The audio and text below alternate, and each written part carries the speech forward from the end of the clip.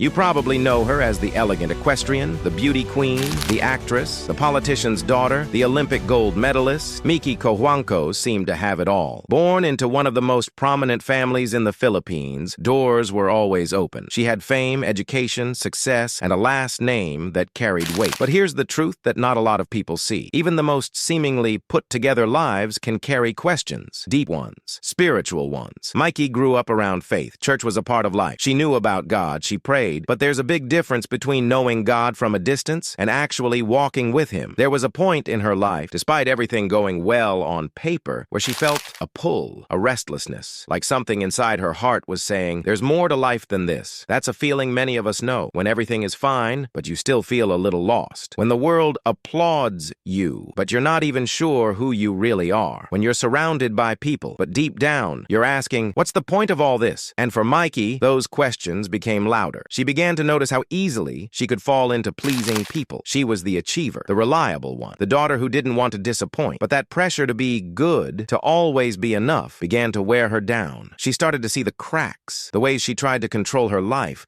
the fear of failure, the quiet anxiety of not measuring up. That's when God started working in her life in a much deeper way. One day, Mikee was invited to attend a Bible study, not out of desperation, but curiosity. She didn't expect anything dramatic, but something about the way Scripture was explained, the way God's love was described, it hit her in a way it never had before. This wasn't about religion, it wasn't about rules or rituals, it was about grace. It was about Jesus. She began to see how even her best efforts couldn't fix the brokenness inside. She realized that she had been living trying to earn approval, whether from her family, her peers, or even God. But the message of the gospel cut through all of that. She realized, I don't have to strive. I don't have to prove anything. I am already loved. I am already forgiven. And that changed everything. Mikee surrendered her life to Christ, quietly, personally, not with a grand gesture, but with a genuine heart that said, Lord, I trust you. Her life didn't suddenly become perfect. In fact, her faith journey included wrestling with pride, letting go of control, and learning to trust God more deeply every day. But the peace that came after that surrender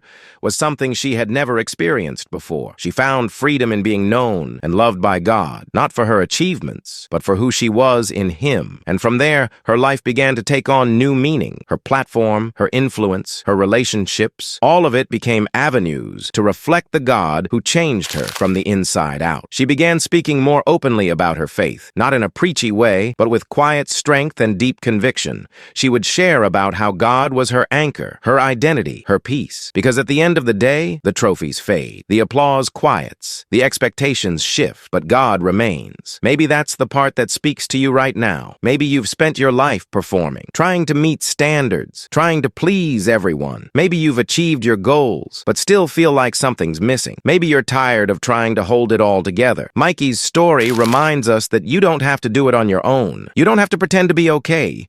You don't need to be perfect to come to God. You just need to be real. And when you come to Him with honesty and humility, like Mikee did, you'll find what your soul has been searching for all along: peace, purpose, love, forgiveness. So take a moment, breathe, ask yourself, where am I placing my worth? What am I trying to prove? Am I truly walking with God or just walking near Him? It's okay to ask those questions. It's okay to admit that you need help, because that's where God meets us, right in our weakness, with strength that never runs out. If Mikee's story touched you, don't let it stay as just another video. Let it be an invitation to open up your heart, to reconnect with God, to surrender, not out of defeat, but out of trust. You don't need to have a big name to be loved by God. You already are. So pray, reflect, talk to Him tonight. And remember, you are not alone. There is more to life than performance. There is grace, and that grace is waiting for you.